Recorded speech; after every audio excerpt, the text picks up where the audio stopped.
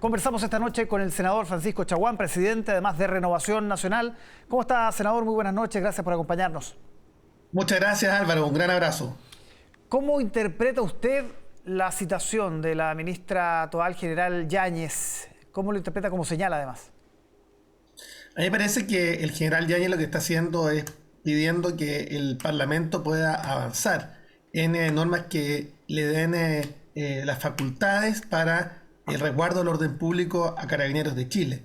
Y lo hace en una situación bastante compleja, donde un nuevo carabinero es mártir justamente en la mantención del orden público. En el día de hoy, ambas cámaras del Congreso Nacional rindieron un minuto de silencio en homenaje a este carabinero, como tantos otros que han dado su vida justamente por la mantención del orden público. El restablecimiento del sentido de autoridad es fundamental, y lo que está pidiendo el general director de Carabineros es simplemente que las policías puedan tener todas y cada una de las facultades, atribuciones, y por supuesto que cuenten con la autoridad y por supuesto el respaldo de la autoridad civil para enfrentar la ola delictual que hoy día está azotando nuestro país. Pero se interpretó como una suerte de señal de autoridad, no como un respaldo precisamente, sino que como una suerte de tirón de oreja. Bueno, lo que uno espera justamente de la ministra del Interior y el presidente de la República, que le den respaldo a Carabineros, que solidaricen con una institución que ha perdido a uno de sus hombres en el día de hoy, como ha ocurrido habitualmente. Carabineros de Chile que sin lugar a dudas está al pie de cañón en la calle para restablecer el orden público, y a mí me parece que lo que corresponde es que la autoridad política le dé respaldo.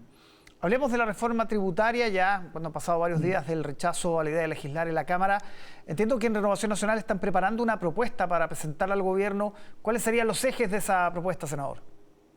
Bueno, efectivamente estamos preparando, tal como lo estamos haciendo con la reforma previsional, lo estamos haciendo también con la reforma tributaria, una propuesta al gobierno que se base fundamentalmente en la trazabilidad del gasto público, uno. Segundo, la necesidad de establecer una política de austeridad fiscal. Tercero, la necesidad de poder recibir los ingresos necesarios para reformas estructurales que el país necesita. Y eso implica, por ejemplo, establecer el mecanismo para la financiación de la pensión garantizada universal. En ese contexto, los ejes de la propuesta dicen relación primero con una política de ahorro y austeridad fiscal, y también de racionalización de los programas que nos han sido eficientes, como consta en los estudios que ha hecho el propio Ministerio de Hacienda o el Fondo Monetario Internacional, lo que permitiría justamente ahorrar un 1% del PIB. Segundo, aprobar las normas de elusión y evasión, donde pudiéramos eventualmente recaudar 1,6% del PIB. Por supuesto, avanzar en el royalty minero, donde se pudiera recaudar un 0,6% del PIB, y estamos abiertos a buscar fórmulas que nos permitan justamente allegar los recursos que se necesitan para completar los recursos y la meta que el propio gobierno tenía por delante. Nosotros creemos sin lugar a dudas que hay que avanzar, particularmente en la medida que podamos entender no solamente cómo y dónde recaudemos, sino que además entendamos claramente lo que estamos financiando y que haya trazabilidad del gasto público. Sí, senador, pero del mismo modo, ¿hay algo sobre, por ejemplo, impuestos a las empresas, a los altos patrimonios? ¿Hay algo de eso en esa propuesta? Nosotros creemos que la reforma debe ser pro empleo y pro crecimiento, y esas son las bases. Nosotros vamos a dar a conocer justamente el día jueves las bases de la propuesta, pero sin lugar a duda una reforma tributaria que sea pro empleo y pro crecimiento es fundamental. ¿Ha habido algún llamado del gobierno al diálogo, que fue uno de las reflexiones que se hicieron en el oficialismo luego del rechazo a la idea de legislar? Puntualmente el ministro Marcel los ha llamado a ustedes para conversar sobre esto.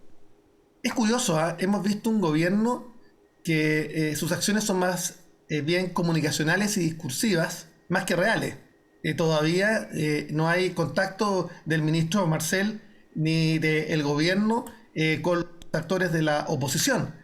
Y más bien se concentraron básicamente en la primera etapa en culpar de la derrota de la reforma tributaria o la nueva aprobación de la reforma tributaria a terceros, cuando finalmente fue el propio gobierno el que no tuvo capacidad de diálogo y fue el propio gobierno el que no tuvo capacidad de articular y ordenar a sus propias filas de sus dos coaliciones de gobierno. Y en ese contexto señalar que fue Renovación Nacional el que propuso inicialmente un protocolo de acuerdo. Fue Renovación Nacional el que propuso separar las normas de evasión y elusión del resto del proyecto para permitir avanzar justamente en esa dirección, aprobándola. Y fue Renovación Nacional el que sostuvo que era necesario garantizar el financiamiento de la pensión garantizada universal, y para ello era necesario discutirla dentro del marco de la ley de presupuesto. Nada de eso ocurrió. El gobierno insistió en una propuesta que sin lugar a duda era un retroceso, particularmente tal como lo han afirmado distintos analistas, desde el punto de vista que era una mala reforma tributaria, que en un momento particularmente especial, donde tenemos una espiral inflacionaria y donde tenemos una crisis de empleo y crisis de incertidumbre, era sin lugar a dudas un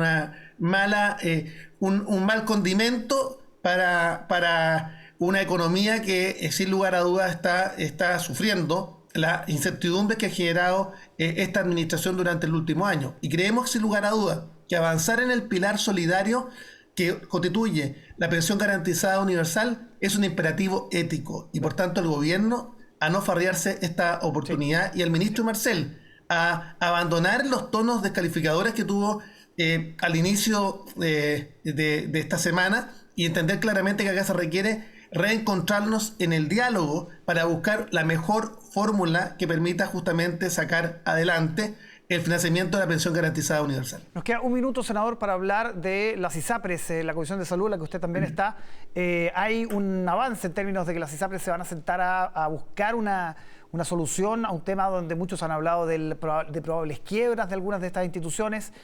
¿Cuál es el panorama? ¿Cómo se vislumbra una solución dentro de lo que se ha conversado también con la ministra del ramo? Bueno, como presidente de la Comisión de Salud del Senado, hoy día convoqué a una cumbre de todos los actores en salud, y logramos que exministros de salud de los distintos gobiernos democráticos, exsuperintendentes de ISAPRES y exsuperintendentes de salud pudieran estar presentes. También lo hicieron el Colegio Médico, lo hizo la Asociación de Clínicas de Chile, la Asociación de ISAPRES. También habíamos tenido el día lunes y el día martes anterior a las asociaciones de pacientes.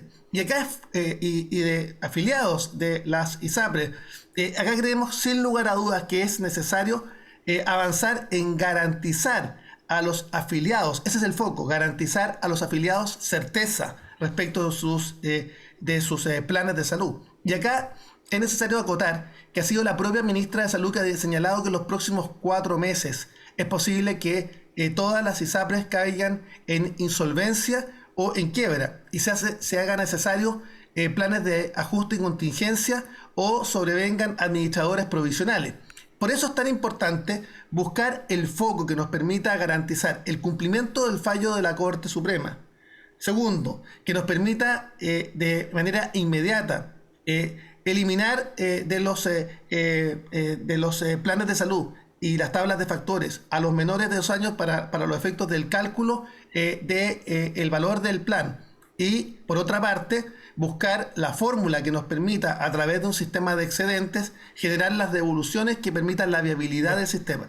El temor básicamente que plantea la ministra es que las quiebras o las insolvencias de las ISAPRES puedan generar también como efecto cascada la quiebra de las clínicas privadas, que hoy día nos señalaron que se les adeudan 800.000 millones, 500.000 millones derivados del sector privado y 300.000 millones del sector público, y eso también puede generar una quiebra también de laboratorios clínicos. Por tanto, acá podemos estar sometidos a una quiebra sistémica del sistema privado de salud, lo que sin lugar a dudas puede afectar dramáticamente, no solamente por la migración forzada voluntaria del sector privado al sector público, donde tenemos ya 3 millones de chilenos que están esperando una atención o una interconsulta a un especialista o un procedimiento médico, y 370.000 chilenos que están esperando por una intervención quirúrgica por más de 460 días. Bien, senador Francisco Chaguán, muchísimas gracias por conversar con nosotros. Me permite